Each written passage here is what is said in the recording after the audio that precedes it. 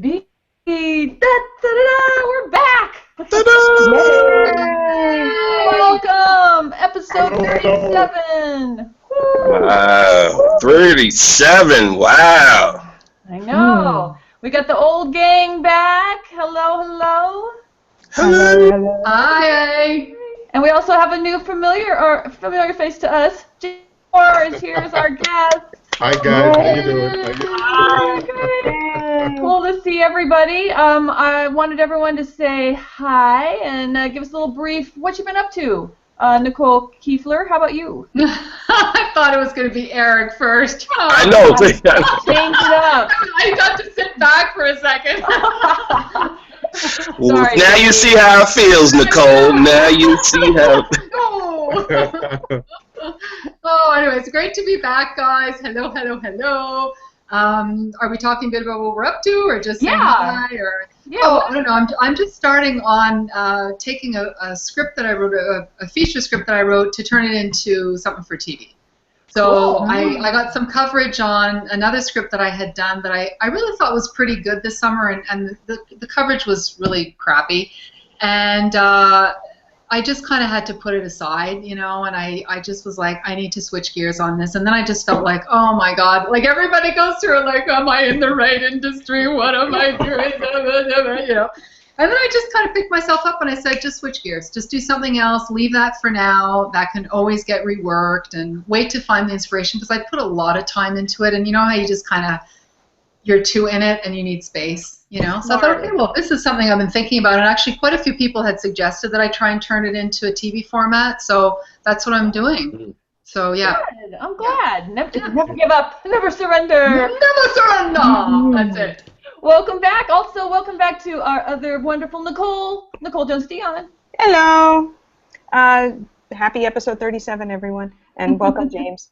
I've been busy, finishing up my short film Debris. We're getting it ready for the festivals. Since it's a horror short, we're getting it ready for Halloween. Basically, that's when the big push is for that. So we had a couple focus groups this week, which came back really positive, and that's good. And so in the meanwhile, I've been expanding the story into a feature script, which is now going out to market. So, you know, knock on wood, we'll get a good response to that. And then, yeah, just working on various assignments. I got an apocalyptic sci-fi assignment that I'm on deadline for right now, and then just got word this week that another project's been greenlit, so I'll be shifting gears and working on that. So, yeah.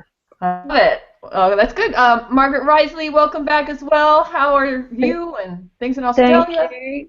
Thank you. Well, great to be here. Great to see everybody. Great to see James, with whom I have been working, and my other most esteemed collaborator, Eric. As a result of the logline that we threw together as a team, messed around with, James came up with something, and we thought, oh, that sounds cool. So Eric and I jumped on board, and we've come up with a TV pilot that we're just about finished. And also, we thought, not Eric and James and I, but another producer thought that we had financing for my adventure rom-com, but that fell through, so that was a bit of a bummer, but, you know, it's a roller coaster ride. So, that happens. Yeah, it happens. Cool. Oh, good news. And Heidi Mastrogiovanni, welcome back as well. What have you been up to? Thank you so much, Anne, for bringing us together. Ditto to what Margie said. Great to be back. Great to see you all. James, welcome. And, I've been writing a book of short stories with a town called Peculiar Verdine and Glenita characters, and I really like short stories. They're short. Nice. Yeah. Can't wait to read that. Good. And of course, the very dashing Eric Ingram. Thanks for coming back. Well, it's so happy that you all asked me back. I knew I would be in good. Okay. I don't know how long I can keep that up. So I'm just gonna.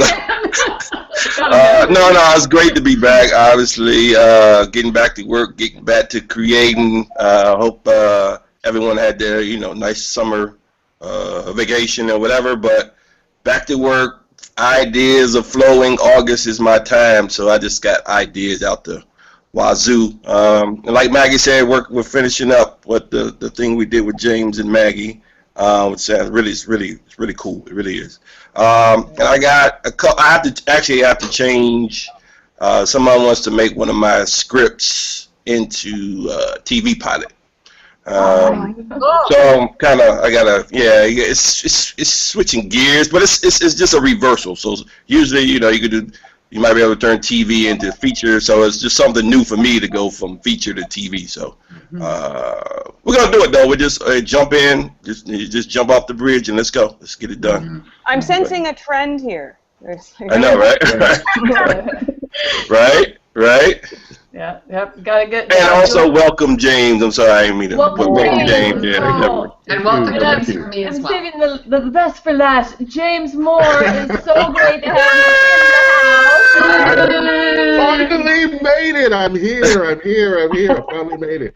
Yeah, it's just wow. I'm so ridiculously starstruck to be here with all of you guys because I've been like following all of the Screenwriters Beat. In fact, it was a Screenwriters Beat episode that inspired the project that Eric and Maggie and I have been working on, and literally, I mean, it took just like from one little kid, did you guys do this? And maybe if we did this, and then Eric's like, call me, and the next, well, call me too, and the next thing I know, it's like 7 hours later, we got an outline, we got a story. This is just absolutely nice. I'm loving every minute of it. Nice. Yeah.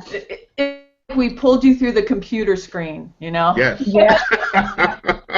And I have to say, these guys are just so great to work with. I love working with them. Very, very Ditto cool. that. Ditto that. Yeah. Well, I try to be it. No, I'm sorry. I'm in that mode today. I'm sorry. I'm just acting silly today. I don't know why. That's okay. Totally acceptable. The honor's mine. Seriously.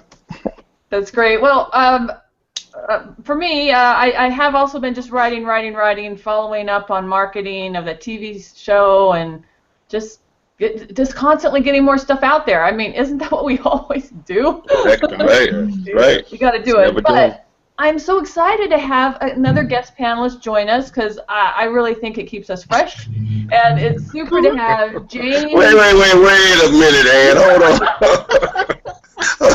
It's about time I can talk to somebody else. You're just saying you're happy to have another guy? Is that it? Eric, have you been overwhelmed by the amount of estrogen?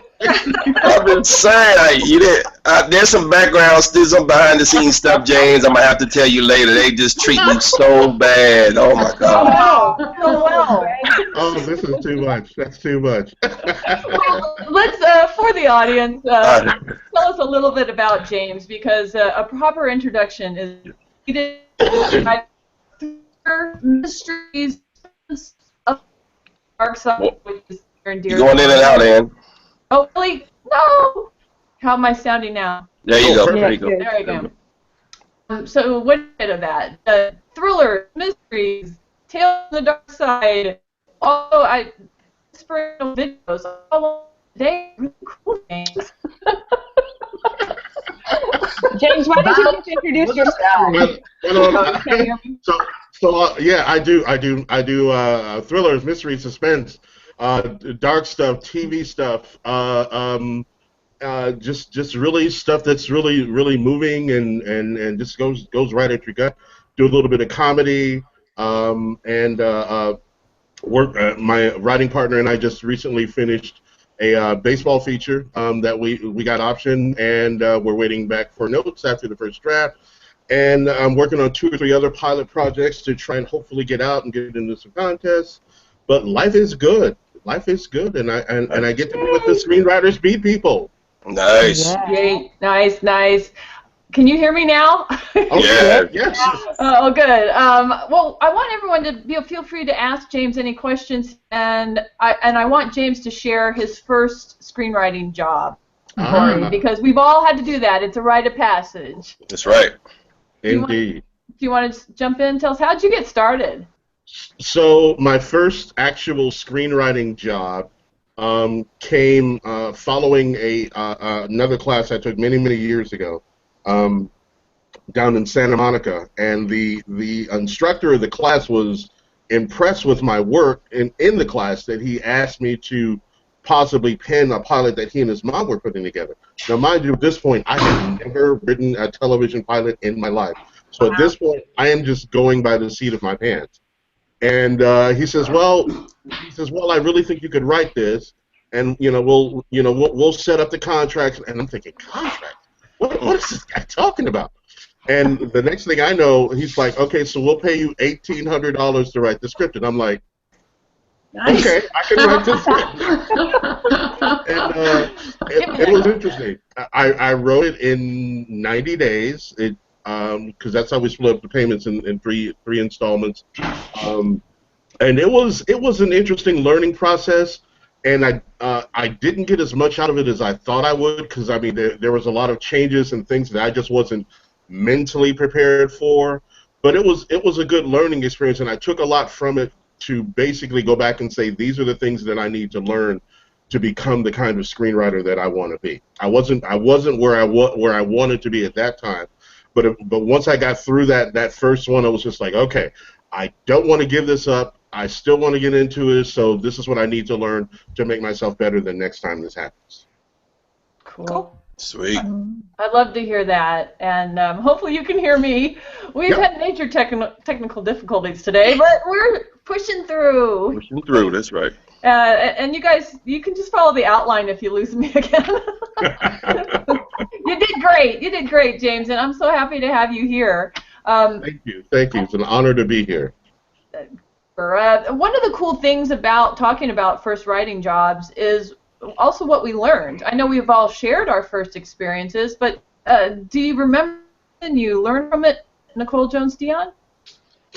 I think that's when I had that first realization that it's not about the writer, it's about the project. And really, the end goal is not, about preserving your ego or making yourself look good. It's really just about doing what's best for the film, and realizing that film is a collaborative medium. It's not something that you can just do in a vacuum. You have to interact with the producer. You have to interact with the director, and I think that's been something that I've always carried with me ever since then. Mm-hmm. Yeah, I agree. I had the same thing. Be flexible, make it work. When they say we need an animal in it, you put an animal in it, right? Margie, how about you? What did you think? I think the biggest thing I learned was that to make sure that you're on the same page, make sure like I didn't take the time to nail down exactly what the guy was looking for. He didn't know exactly what he wanted, and so I was sort of floundering a little bit, and it would have been so much easier if I'd said, okay, what are you trying to say with the story? What are you trying to achieve? Or, is there a theme? That sort of thing. If I'd nailed that down first, it would have been much, much easier. Very interesting. Nicole Keefler, how about you? I know, was your first in animation? Yeah, my first contract was in animation, and I think, well, first of all, I didn't have any training, so it was a huge learning curve. So it wasn't like I had gone to film school. I really kind of came into it through the side door, and I think the thing that I really learned was humility. I got notes back from the producers, the director, the story editor, the broadcasters, and you've got 6 pages of notes to deal with, and you just have to do the work, and whether you agree with it or not is really irrelevant, and you just make it good, and the ego gets put to the side. So good point. Yeah. Heidi, how about you? Was it a brutal learning curve, or? No, it was actually a lot of fun, and I want to echo what everyone has said. My first job was in television when I was working with a sketch comedy group in New York, and we were hired to be the house sketch comedy group for an area TV show, a comedy show. And so it was writing and performing, and it was just a huge amount of fun. And that's my theme always, have fun. And but to echo, again, be positive, be cooperative, work your ass off to make the project work, and to have the whole experience be really, really pleasant and positive. People will remember that you're easy to work with. Mm-hmm. Yeah, for sure. Absolutely. It sort of seems to be the theme. Eric, you too? All that too, but I think the biggest thing I got from mine was there's a difference between natural talent and skill. It's one thing to be able to, if you're creative, you can come up with all these wild ideas, and that's never been a problem for me. Having it all make sense, that's a whole different thing. Mm-hmm. So actually, like, I'm really not as good as I think I am. So I had to go and go, you know what, I better learn what structure really is. Like, I'm everywhere, I'm all over the place, I'm funny, people are laughing, but the story makes no sense.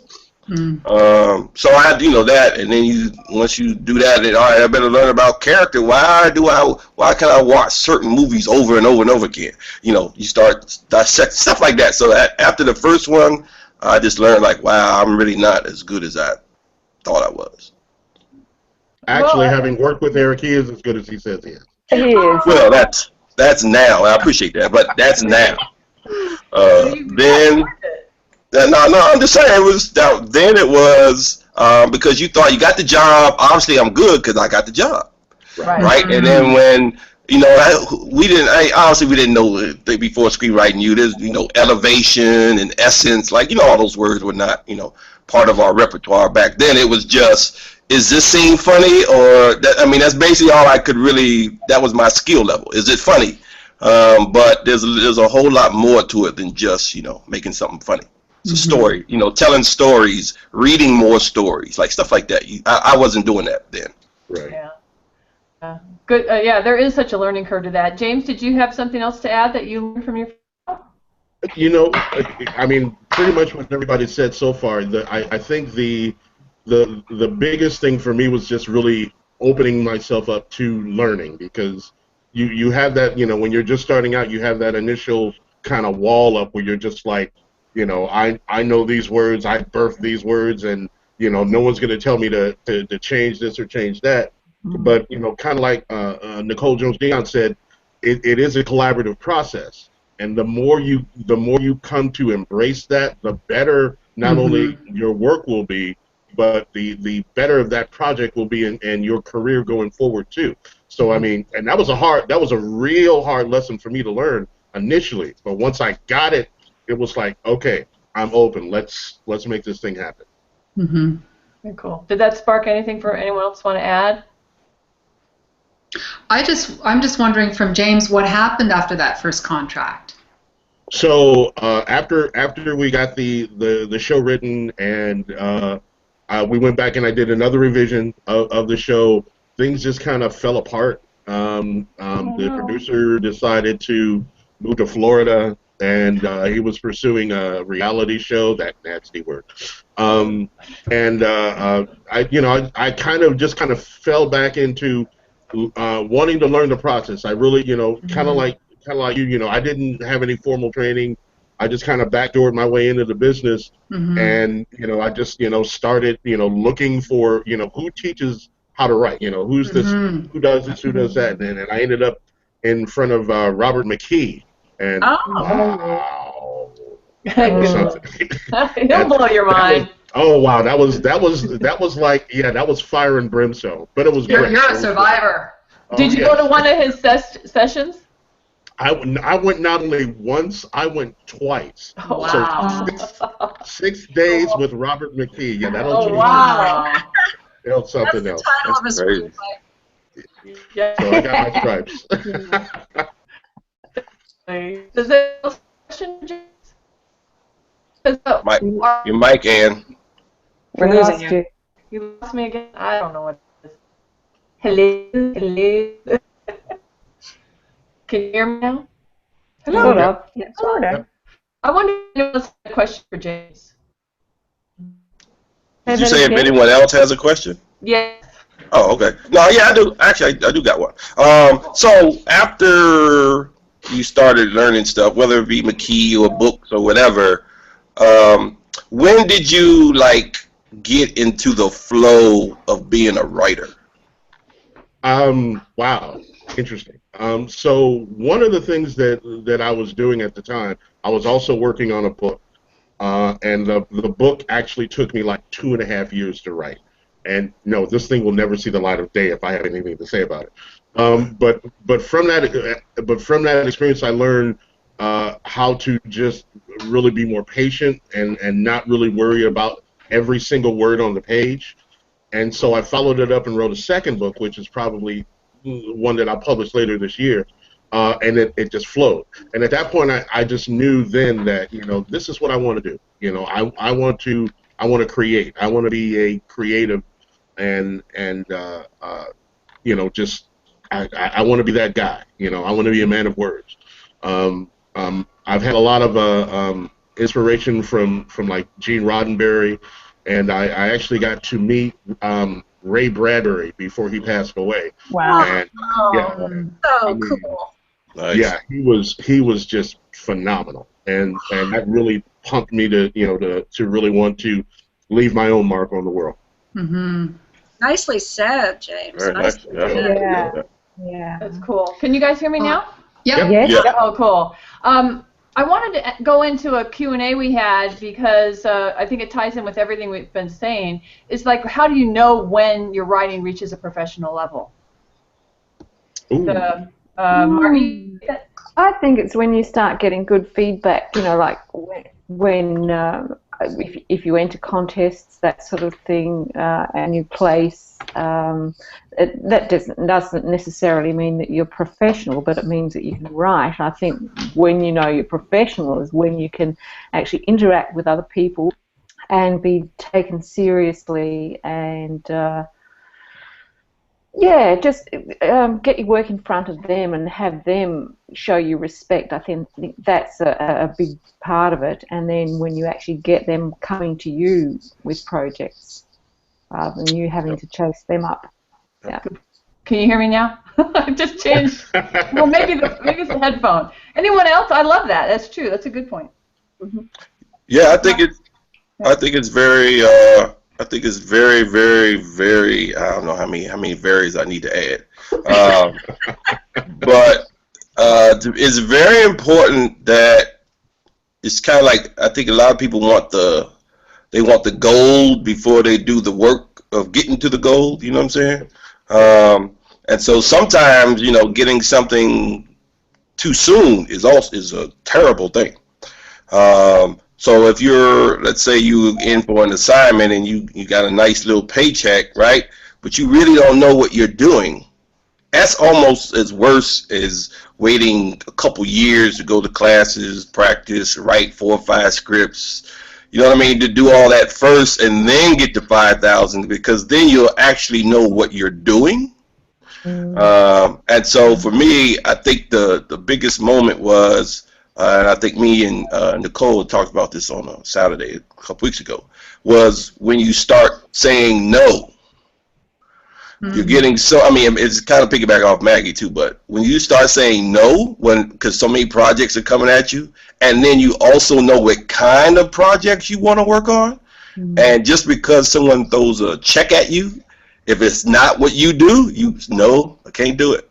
Mm-hmm. That's when you kind of, to me, that's kind of the next, you know, cross that line. When you cross that line, you know, you got something, you're doing something right. Right. Mm-hmm. But do you also think, though, that initially it's good to take a job, maybe a free job, or a small job, something that you can test yourself? Well, I hope you don't do that. I hope you don't think of it like that. Well, no, but what I'm saying is you've put your time into your craft. At some point, you got to just do it. You can't be afraid to try. Oh, that's true. Oh, that's true. But I think the word was try. When you say like I'm testing, this is a test for me as getting an assignment. Let's say, let's see if I can do it. I'm just saying that mindset. That's not the mindset for that. I'm not saying. I'm just saying that. I'm sorry. Yeah, once you're more confident, at least in your writing, your skills. I mean, I know that I didn't feel confident until I knew how to write a script fast, a good script fast. You know. Mm-hmm. Okay. So you're all nodding your head. So that's when you go, let's try. Yeah. So then, okay. That's a good point. Like if it's still taking you 6 months or a year to write a script, you're probably not ready. Right. Yeah. And that's a very good challenge for yourself. See if you can write a script in 6 weeks. Right. Because 6 is about average. If you can get it down to 4, even better. Yeah. Good point. So I guess then what would be everybody's thing then? I guess because that's actually different. Everyone is saying something different so far. So what is everyone else's moment that they say, I'm a professional? I think for me, honestly, it was getting paid. It just was. So getting paid, being becoming a member of the Writers Guild, like those kinds of things for me were huge. But at the same time, I totally appreciate what you guys are saying in terms of film. Like, it's I think coming from television, it's just a slightly different, maybe a different structure and stuff. Would I pitch something and do something for free in television? I don't know. I would sure do it in film, though. So I don't know if it's because that's my background and therefore I have, certain maybe standards for myself that I don't really want to, relinquish. But at the same time, those standards change when it comes to. I haven't broken into that industry yet. Right. I think for me, the milestone is seeing my film on the shelf at Walmart. Yeah, that's pretty cool. Because I've been paid to do tons of scripts that never got made. I've been paid to do movies that got made but never got distributed, which may as well have not gotten made. So when it gets made and it's on a shelf and someone can buy it, I mean, better yet, in a theater where someone can go see it. But right now I'm at the shelf. That's something when you see your name on the shelf at Walmart. And then I was like, okay, now I'm legit. Yeah. Up until now, I was kind of like, I don't know, but now I'm legit. I think or in a red box. I think it's a series of benchmarks that you set for yourself, because for me, earlier this year, being named to one of the 12 most recommended screenwriters was you. I mean, literally, for me, put me on the map and said, this is me being a professional now. Definitely. But now I've got I've got that next benchmark to reach. I have to have a project that gets optioned. Okay, I've had that. Now I got to have that project get made into a film, like Nicole said, and then it's got to end up on Netflix, Hulu, Redbox, wherever. But I think it's a series of benchmarks that we all go through, and it's part of that process is helping us keep ourselves humble. I think because we're not saying I'm Emmy award-winning Steven Spielberg-ish whatever, but I can get there. I can definitely get there. So I like thinking now. I'm more comfortable right now and confident right now saying that I am a professional screenwriter than I've ever been. So, I think that was a good distinction. You're saying you're more comfortable now, but there was definitely a point when I just decided I am going to be professional. I am professional, and then you get those benchmarks that keep reinforcing it, and you want it to get better and better. Yeah. Right? But you got to make the decision. I mean, you can be a hobbyist. I could be writing forever on my own. Can I ask this? Can I ask everyone this? And we'll make it quick because I know we're on a time thing. What was your crystallizing moment? Crystallizing moment for what? Everyone, one moment. Now, I know it could be there's different moments that lead up to this moment, but what was that one moment when you like, okay, now we're going forward with this writing thing? I can tell you in a heartbeat. It was that first session with Robert McKee. Because I mean, literally, he pulled absolutely no punches. He left no expletive on the table. I mean, he basically told you, S or get off the pot. And if you don't like it, get up, go to the front desk, get your money back, and get the hell out of here. That's a good one. Wow. Okay. Yeah. All right. And I was like, Heidi, okay. how about And you chose to stay, and so therefore, yes, absolutely. Very good. All right. Who's next? Grit, man. That's grit. Who else? Heidi. Well, for me, sorry. Go, Heidi. Just what Nicole Keefler said. It was joining the WGA. Go. Margie. For me, it was being asked to write a short film and having it produced. That was, my defining moment. Oh, and a great short film, for sure. Eric, what was yours? Mine was I decided to leave a job because all I thought about was writing all day. Cool. Nicole Jones-Dion? I guess mine's kind of similar to Eric's, except I didn't choose to leave the job. I was laid off. But my last week at my job was when I got the offer to do Dracula. And I said, that's a sign. It's the universe telling me, don't go back to a desk job. This is what you should be doing. Yeah. Right. Yeah. Sweet. Sweet. How about you, Ann? How about you, Ann? Nicole, you were right.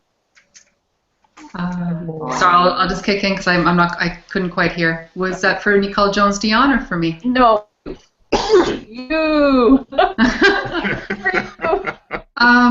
I think honestly, very similar to what Nicole JD said. I think for me, seeing the first time I saw one of my episodes for whatever show it was that I worked on, when I saw it on TV and it was like written by Nicole Keefler, I don't know, it really made my heart swell. It was very cool.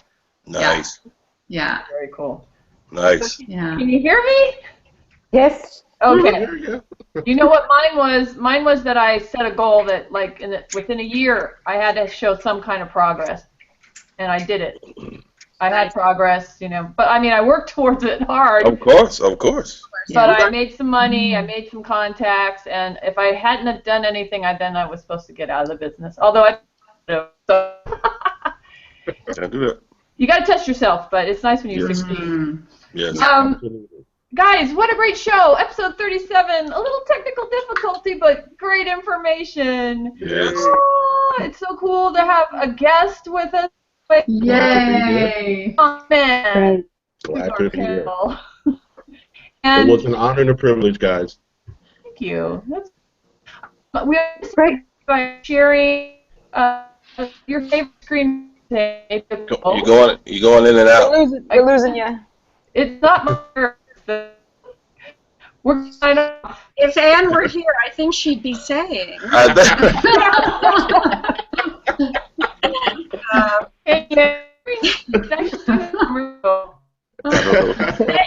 translate. Thank you, James, for joining the panel. Thank you. Good, Heidi. And we'll all see you in episode 38. Yeah.